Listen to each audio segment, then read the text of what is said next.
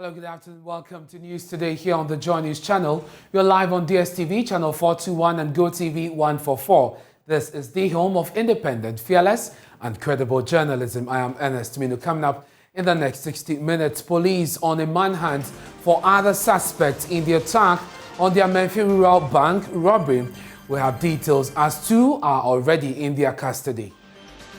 Educationist calls for a non-partisan approach to the review of the free senior high school program as President Akufo-Addo openly admits a review is already imminent. I subscribe very strongly to the possibility that the minister is examining the possibility, because if we're going to have a serious discussion, it hasn't to be manufactured. Also in this package, tax consultant urges Commissioner General of the Customs Division to consistently carry out post-transaction audits to block the loopholes. This comes after JoyNews' investigation reveal how some frozen food companies on the premises of La Bianca Food Company falsified contents of their containers and ended up underpaying taxes up to the tune of 4.6 million. Same people who came with through political appointment have their children as clearing agents who are using exemptions to clear goods. Is that not conflict of interest? Tell me. Also, new higher water and electricity tariffs approved by the PURC takes effect today. We'll tell you how some barbers and hairdressers are already preparing to increase their service charges. Business name kwa. Sisi anu eni wo light no so. When be ba on so bi need 2 weeks kra. I'm always worried about the electricity cost when business is bad. The electricity credit doesn't span for long. Any 1 week. Neko. Usika no nya. Ndi ba sa e the pressure ba. More coming up in our Living Standard series. We have details of these stories and more here on JoyNews today, including government spending 142 million cedis on the National Cathedral project in 2021. Details in the Auditor General's report. I am Ernest Minu. Please stay for details.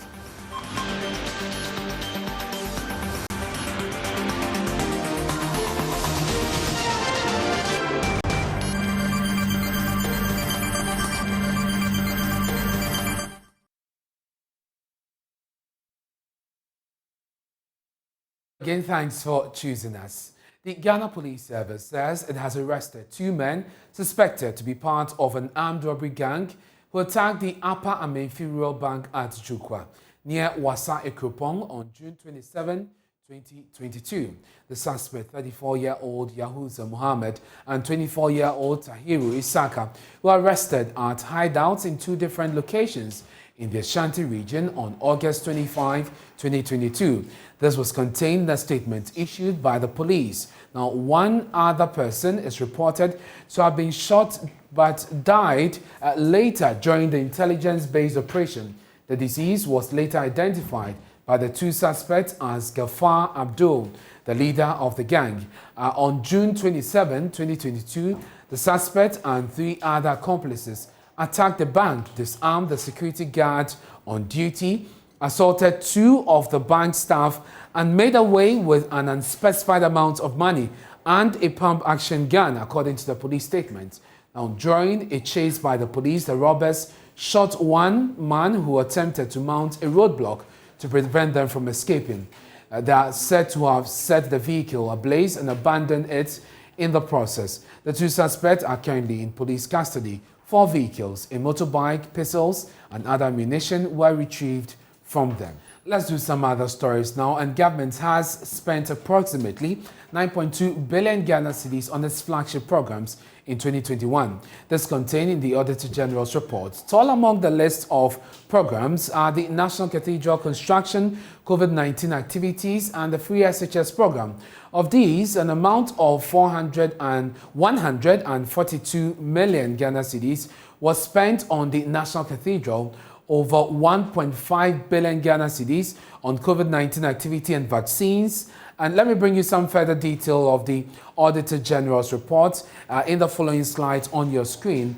So you see there the fertilizer subsidy program under the food and planting for food and jobs, the subsidy for BEC and WASI, a free SHS program also captured there, the school feeding program, LEAP, and the nursing training allowances, as well as the transfer of YEA staff, and the teacher training allowances also captured there, about 160 million cedis spent on that program alone. Also over there, we have the scholarship for second cycle schools, the infrastructure for poverty reduction program, that's IPEP, also captured in that expenditure there, as you find on the screen. Also in the Auditor General's report, you see the Arabic instructors, the cost captured are 43 million cedis in excess of that. The National Identification Program is also captured in the report of the Auditor General. We're seeing about 319 million cedis spent on that program. 1D1F also captured there, the National Afforestation Program, development of 6 new regions, COVID-19 activity and the vaccines, which we've already told you about, and the National Development Bank, 858 million in excess of that spent on the setting up of the bank, the Ghana Cares program, the COVID-19 free water, which some of you enjoyed, 242 million, and of course the National Housing and Mortgage Fund, 100 million Ghana cedis. And so you're seeing in excess of 9 billion in total, as far as government's flagship projects is concerned, captured in that report. And the Office of the Chief of Staff at the Office of the President is best placed to respond to queries about monies released for the construction of the National Cathedral. That's according to the Finance Ministry, which has told JoyNews to redirect its requests for information on the amount of money released for the building of the cathedral. The controversy surrounding the financing of the project heightened following the announcement by the Finance Minister on the release of about 25 million cedis to the consultant in May 2022. Now, this was the second time an amount of money tagged as seed money was being released, except that in the first instance, the amount involved was about $25 million, and it was said to have been paid in November 2020. Well, despite the issuance of about 3 press statements, many were still unclear in their minds about the financing agreement for the construction of the cathedral, which has been considered or described by President Akufo-Addo as priority of priorities. So JoyNews set out to find answers to these lingering questions. Raymond Akwa, head of our research desk, joins me in the studio with some more on this. Raymond, first of all, explain to our viewers why we had to do this. So you just mentioned 3 different figures, right? So that report from the Auditor General suggests that in 2021, we spent over 142 million. In the year 2020, the Finance Minister said actually we spent some 25 million cedis. And the year 2022, we'd actually come up with some $25 million. So within that 3-year period, from 2020 to 2022, we appear to have spent different amounts of money. Exactly. But if you synchronize this with what Parliament is saying about the amount of money devoted to the project, key amongst the questions here is, in total, what has government released? How much was budgeted for this? Yeah. And what has government released? Yeah. What is going to be the determination of seed money? And how much more are we going to put into this project? Right.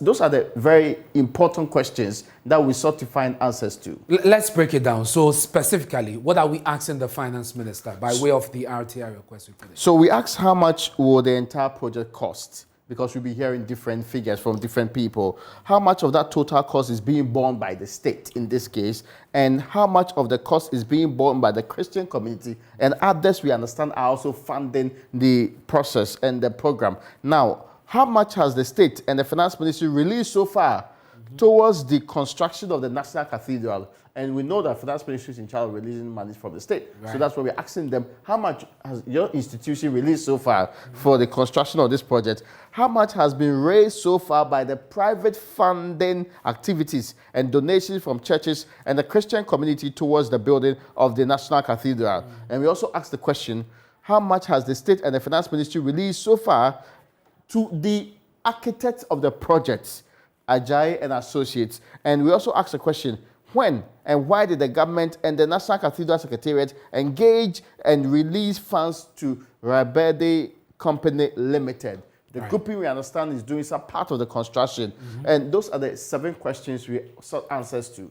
What has been the finance minister's response to this? So the ministry acknowledged the application a couple of days after we sent it to them. And it stated here that we wish to state that you redirect your request to the Office of the Chief of Staff at the Office of the President, which supervises the operations of the National Cathedral Secretariat.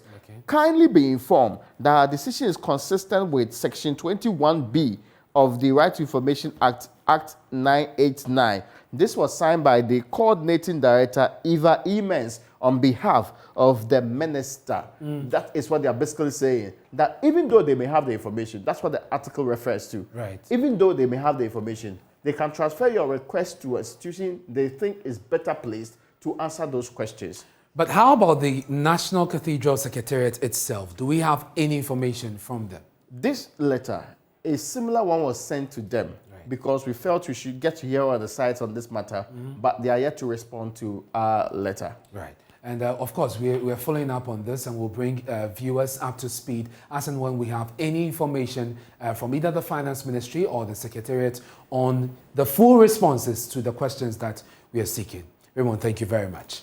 Let's do some other stories now. Tax consultant Fred Aute is urging Commissioner General to consistently carry out post-clearance audits on all transactions in order to plug the loopholes in the system that causes people to evade or under-declare their tax obligations. Speaking on the AM show following a JoyNews investigation that uncovered false declaration by some frozen food companies leading to underpayment of up to 4.6 million cedis, Fred Aute said in spite of the digitization drive, it will take vigilance to tackle the evasion of tax. The digitization agenda, especially the paperless system which has been enrolled in the port, is in one way or the other supposed to eradicate some of these things. But all we know that the information which is supposed to be keyed into the system must be generated by the human being, and it's the human being who entered the figures. So if a human being entered the figure and intentionally entered the wrong figure, then the system will assume that whatever you have entered is a correction. That is why at the end of the day, there are various laws, various provisions under the tax law, especially when you look at the Customs Act under Section 7, it makes provision for post-clearance audit. That allows the Commissioner General to do a post-clearance audit on some of these transactions so that we can ascertain that the correct value of the goods, the correct value of the duty or the taxes are being paid on the goods which are imported. So yes, the digitalization drive is supposed to increase revenue, and there are few benefits that government has derived from this paperless, especially digitalization. Unfortunately, it's the human being who is behind the computer who is supposed to key in. The computer cannot go and key in the figures by itself. So given that, then if the tax officer or the person who provides the information provide the very wrong information, then that will lead to this kind of tax evasion, misclassification of goods for purpose of the duty. But as I said earlier, tax evasion under the tax law is a very grievous offense. It's one of the highest offenses that we can see under the tax law. Lawyer Kweku Paintel said nothing should restrain the Office of Special Prosecutor and other relevant institutions from carrying out a civil suit against the perpetrators of the act. But what we like to appreciate is that criminal prosecution has got only one aim, which is that of punishment. And the punishment will mean that the perpetrator of that act or conduct will serve a prison term. Most of the time, the prison term is at the discretion of a judge, even when a limit has been set to it. But if everybody in Ghana goes to prison, or the perpetrators of these acts go to prison, fair enough. What about the loss to the state? A lot of times, when you leave this matter to the discretion of a judge to determine whether the losses that the state has suffered ought to be paid back to the state, the criminal courts, I know they have power, for instance, at the end of a trial to make an order for the confiscation of properties and so forth and so on. That alone is not sufficient in my view. What the state does almost always is that in addition to a criminal prosecution, they leave the matter to lie as that. And therefore, if somebody goes to court and he has a sympathetic judge, and the judge decides not to sentence the person to prison, then all that money, all that loss, the state will forfeit.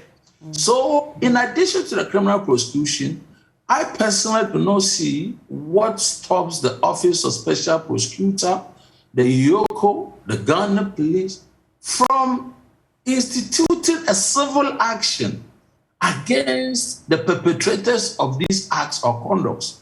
The end of a civil action is the award of damages, and damages is intended to compensate, and compensation is intended to restore a party to what we call the status quo ante. That is to say, the position that in this case the state would have been, but for the wrongful conduct. Let's do some other stories now. Former Dean of the College of Education and Leadership at the University of Ghana, Professor Jonathan Fletcher, is urging the government to adopt a bipartisan approach in the review of the free SHS program. President Akufo-Addo says he is open to a broader nationwide review of access to education, especially the free SHS program. The review, according to him, must look at funding, access and other factors that must work for the good of the Ghanaian people. Addressing leadership of the National Union of Ghana Students, the president said the Education Ministry is seriously looking at the issues to inform a policy direction going forward. One of the things that people are calling for, and at some stage or another the government has to organize itself to respond to it, is this whole, they talk about reviewing SHS. I think we should have a broader conversation about the incidence of education on our national development and therefore also on our budgetary and public sector contributions to national education. Because so many of the issues that you have brought forward, even though there are single items, all feed into the broader conversation of how much money is a society prepared to devote to education in all its various ramifications, whether it's talking about the feeding of children, whether it's talking about allowances for nurses and for teachers, we're talking about the level of monies that are devoted to scholarships, public scholarships. All of this should form part and parcel of that discussion. Already we spend considerable amounts of money on education in budgetary terms. I think you're aware of it, higher than virtually all the countries on the continent. But nevertheless, as you can see from your own recital, it's still, if you like, inadequate. Yeah, because if it was adequate, it would deal with the amount that is spent on students for the feeding program. It would deal with the issue of training allowances. It would deal with the issue of scholarships. All these are the direct result of budgetary constraints that there are in the system. Already there are some who are eager to curtail some of these important initiatives like the free senior high school policy. There are powerful forces in the society that are against it and who are insisting that education should be what your parents can afford. And they should all contribute to paying for education. And the same at the tertiary level. But I have a different view. I think that it's a public good. The benefits of it for the nation, for the society are obvious. You talk about, for instance, the ratio of enrollment at basic school level. We've now been able to translate it into what, 95%. Is an extremely important statistic. It means that substantially, virtually all Ghanaian children now have access at least to basic school education. The difference between 95% and 100 is almost negligible. So, and therefore it will be relatively easy to move from 95 to 100. Yeah. So that in itself is a major achievement for us as a country. I subscribe very strongly to the possibility that the minister is examining the possibility, because if we're going to have a serious discussion, it hasn't to be manufactured and it hasn't to be artificial. And it should be in a manner where all stakeholders, with education, stakeholders really means the entire population of Ghana. The whole country. Yeah, the whole country, yeah, because really this is not something that should be just to preserve of teachers and bureaucrats in the educational system, because it's a matter that affects every single family, every single home in Ghana, the quality of education we have and access to education. But these are matters that are under serious consideration and advice. Now, Professor Fletcher says the quality and equity issue must be highly considered in the review. Particularly the character qualities, discipline, integrity, leadership, responsible citizenship, and so on. But these things come at a cost. And therefore, as a nation, we must come together and then plan how we are going to get these three things, looking at our circumstances. Right. Go ahead, sir. Just finish me. I cannot prescribe any algorithm which we are going to find out how we're going to do this. But what I can say is that it is important for individuals, parties, all parties, parents, all stakeholders to embrace the idea that this is a good idea, and to embrace the idea that in order to sustain this, we all have to play a part. There must be an all hands on deck affair. So you talk about equity, but also quality, and making sure that we do not compromise on the quality of our education. But there's also the stress. The president makes so much emphasis on access. The balance between quality and access has always been at the heart of this debate. How should we navigate this? What are the elements that we should be looking at in order to find that fine balance? Whilst we're creating access for the number of people that need to access secondary education, we're also maintaining the quality at the same time.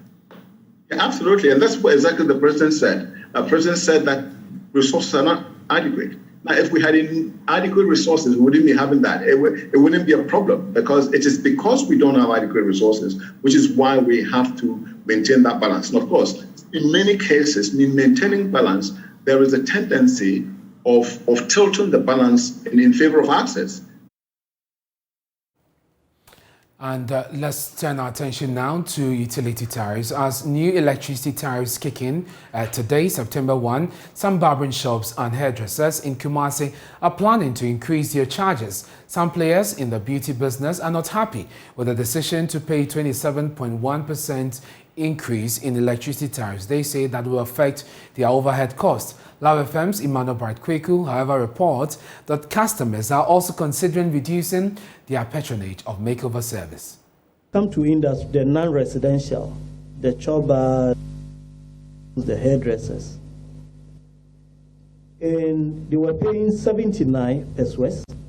They are now going to pay 83. Executive Secretary of the Public Utilities Regulatory Commission, Dr. Ishmael Aka, announcing the new utility tariff increment. The announcement has since received a better acceptance by various sections of the public. Business name kwa. Sisi anu eni wo light no so. When you need 2 weeks. I am always worried about the electricity cost when business is bad. The electricity credit doesn't span for long. Any 1 week. Neko.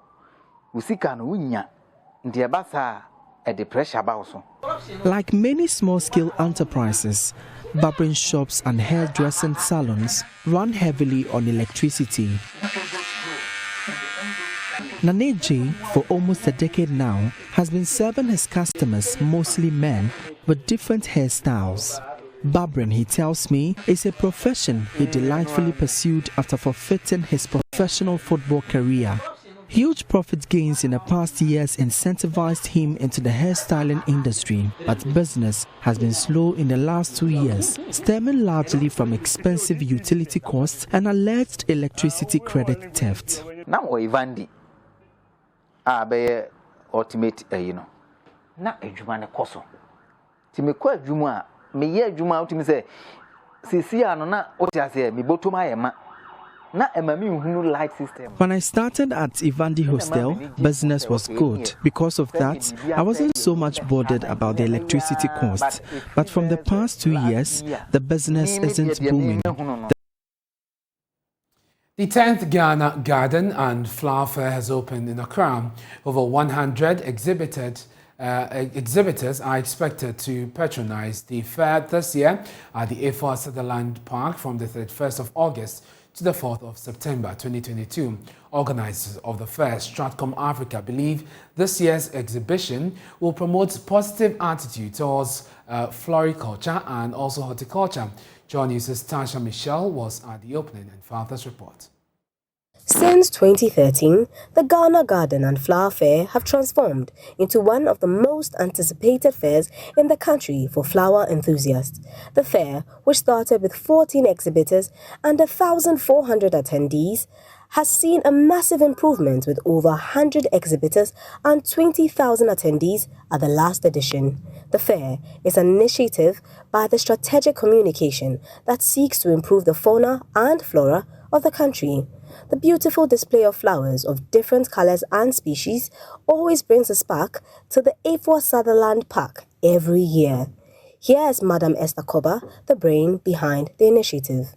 The goal is a greener, cleaner, healthier, wealthier, more beautiful Ghana. And we want to promote this so that there's increased cultivation of gardens and flowers in Ghana. By doing this, we see ourselves contributing to the achievement of the UN Sustainable Development Goals.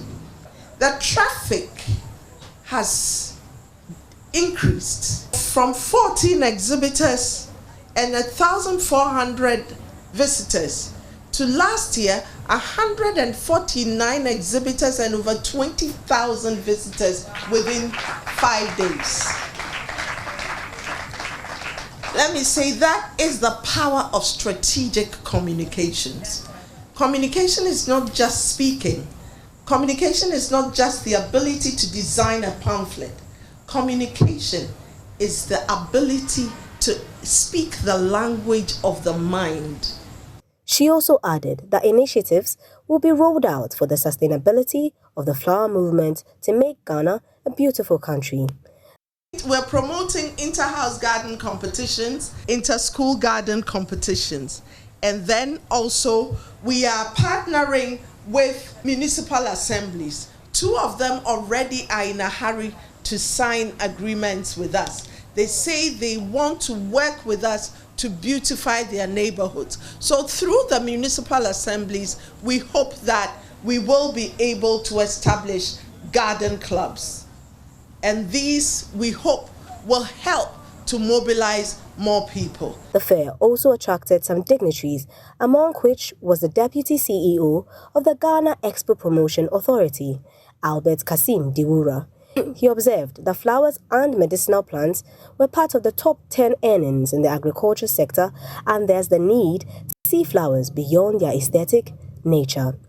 In 2021, the agriculture subsector earned Ghana $476 million compared to $433 million earned in 2020. These earnings represent an input of 14.29% to total earnings of non-traditional export for the year under review. Ladies and gentlemen, it might surprise you to know that in 2021, flowers as well as medicinal plants were among the top 10 earnings in the agriculture subsector. These 2 products in total earned Ghana a sum of $14.17 million in 2021, all in US dollars. Similarly, in 2020, medicinal plants alone earned $13.33 million. The previous year, flowers showed up again in the list of top 10 earnings, and together with medicinal plant recorded earnings of $9.17 million. The message I intend to send across with these figures is fact that given the significant earnings derived from this product, we cannot reduce horticulture and floriculture and limit them to areas of items of beautification only. Some of the exhibitors at the fair shared their expectations. Being the 10th year, I'm expecting a lot of people to come through to make purchases, to make enquiries. I'm really hoping that my client base will expand. I'm expecting a lot of people to come and know what is going on here.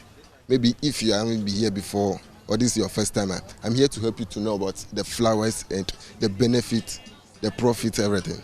We're expecting more people to come in and purchase from us. We are sweet aroma deco, we do interior decoration, and we have a whole lot to offer. The 5-day event will be climaxed with the Israeli Green Innovation Competition at the end of the fair on Sunday. Tasha Michelle's report read to you. And you're watching News Today with me, Ernest. We're taking a break. When we return, Beverly brings us business.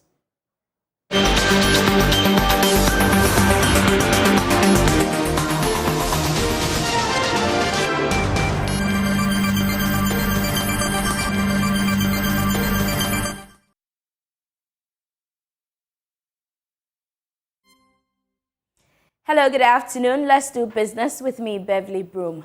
Financial service provider Fidelity Bank and Finance in Motion, a fund advisory, has launched the Eco Business Fund. The fund, which is tailored towards supporting the agribusiness sector, will not only provide financial aid but also assist players in the space with technical backing to help build a sustainable agricultural sector.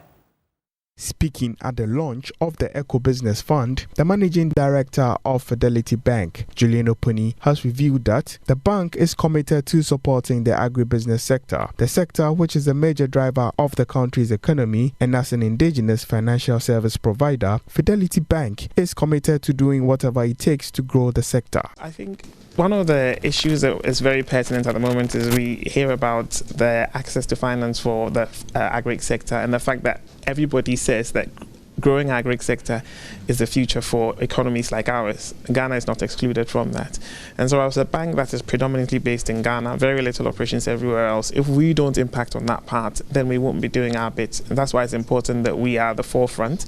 Fidelity always likes to pioneer things when it comes to financial sector, and we're hoping that we can again create another success story in charting this course. On her part, investment manager for Africa at Finance in Motion, Maxine Shihab, praised the partnership with Fidelity Bank and further stated that though the fund will support various industries in the agribusiness sector, it will start with farmers in the poultry industry. This, she believes, is crucial in cushioning farmers that have been hit by bird flu and also help to shore up deficits of imports caused by the impact of losses recorded due to bird flu. It's part of a bigger picture. As I said, we are looking at both domestic and exports-oriented crops. If COVID has taught us anything, it's the necessity to also produce locally and start substituting imports.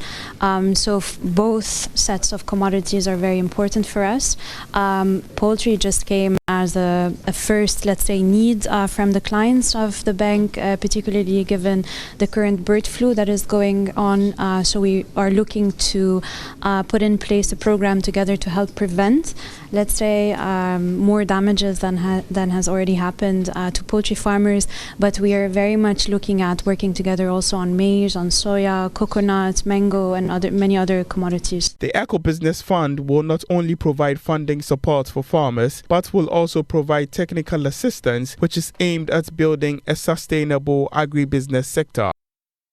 A natural scientist with the University of Lagos, Nigeria, Professor Joseph Mojeku, has urged African leaders to invest in science and development research. He observed that this is key in bringing Africa at par with the developed countries. He was speaking at a conference in Kumasi. Professor Mojeku was speaking at the 11th Sustainable Education and Development Research Conference 2022 in Kumasi under the theme, Build Resilient Infrastructure, Promote Inclusive and Sustainable Industrialization, and Foster Innovation.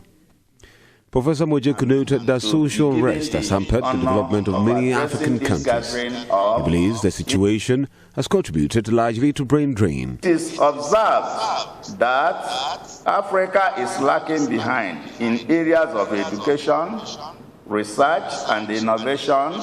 Hence, we should shout with one voice to push our various governments to invest massively in education if we should achieve the desired objectives.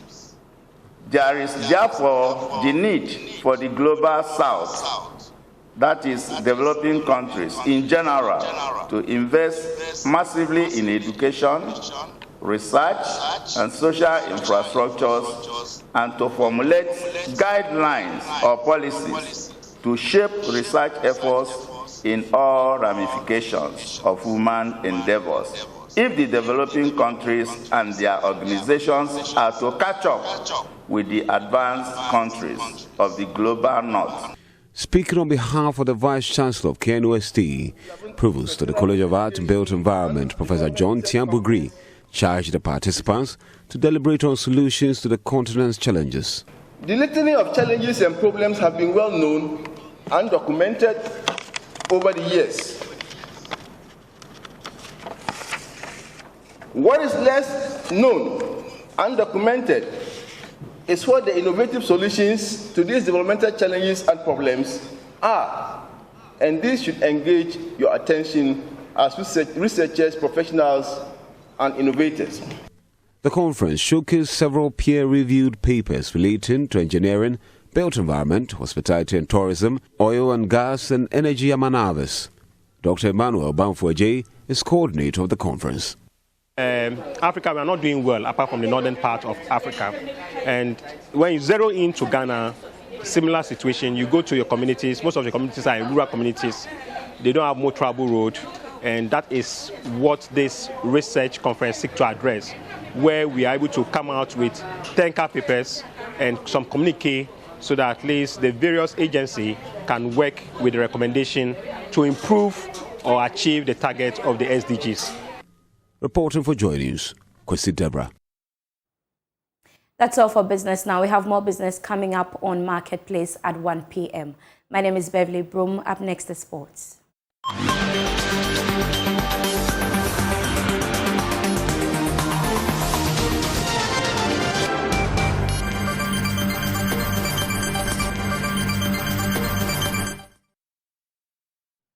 Hello, good afternoon and welcome to the sports segment with me, Razak Musbao. And today from 10 p.m. to 12 a.m., Joy Sports will be hosting the Joy Countdown, Transfer Countdown here on the Joy News channel and also on Joy Prime. Oreko Ampofo, along with Fentio Tahiru Fentio and Sicho of Max FM, will bring you up to speed on all that will be happening as far as all transfer in the European market is concerned. But before that show comes, let's go to our Twitter handle and check some latest transfer that are already taking place ahead of the transfer deadline day today. And so on the Joy Sports Twitter handle, you can see there. So that's it as far as September edition is concerned. So you can see from 10 p.m. to 12 a.m. the Joy Countdown, Transfer Countdown will be coming on social media. It's hashtag Joy Deadline Day. And you can see there, the first one here, you can see Rayo Vallecano, who have announced Ghanaian defender Abdul Mumin on a 4-year deal. He has made that all-important move for him there. You can see Abdul Mumin, he was part of the Black Star squad, a crucial player, even as far as the World Cup is concerned. And you can see there's more questions to get to interactive on the platform. There's more questions being asked about Willy Bully has become the 19th player to join Nottingham Forest this transfer window. And that's very interesting because Nottingham Forest, newly promoted English Premier League side, they have signed a whopping 19 players so far.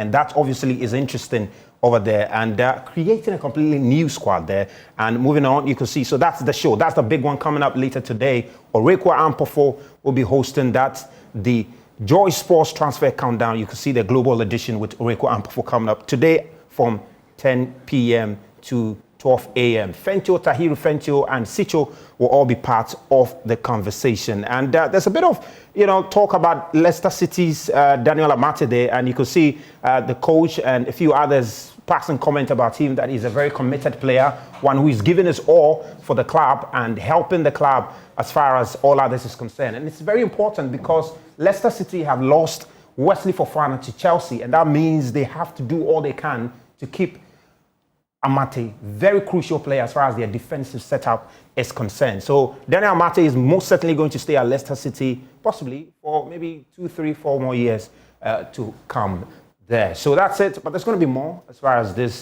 transfers is concerned here on the JoyNews channel from 10 p.m. to 12 a.m. with Oracle. Good afternoon. Welcome to Showbiz here on JoyNews. Now, for the first time in its 10-year history, Global Citizen is hosting its famous festival in Ghana. The event, which will be held on September 24 at the Black Star Square in Accra, is the sister event to Global Citizen's annual New York City Festival. Ahead of the concert, Global Citizen has signed on with Joy Entertainment as media partner.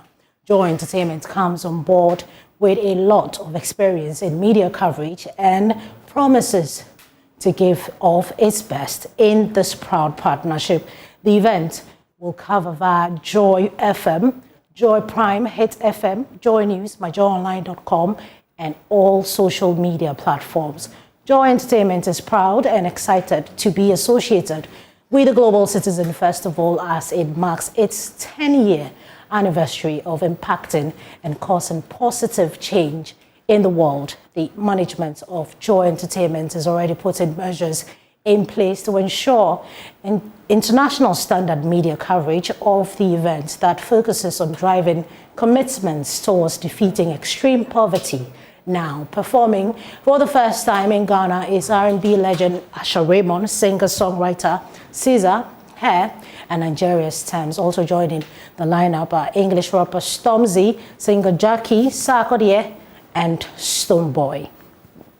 Away from that, music duo Ketchup, made up of Joshua Kojo Ampa and Andrew Kofi Kojo, have named the song titled Good Mood as their favorite, according to one of the longest-lasting musical groups in Ghana. The song Good Mood speaks about inspiration to keep going no matter what the situation is. Good Mood talks about life, and then once you grow, as you keep growing, right, you tend to understand life much better. When even you start, you have responsibilities, people who are looking up to you, that you move so that they can also move and all that, then you tend to understand life better. So as creative people, it affects our writing positively. You understand? If we decide to talk about love right now, you can talk about love and we'll go deep, and now people who are dancing to still like, this is very deep. We want to talk about life. We want to just have fun party. We talk about it and make it look too nice that you can listen to and go like, yeah, this is it. Vibes with Ketchup shows this weekend on the JoyNews and Joy Prime channels.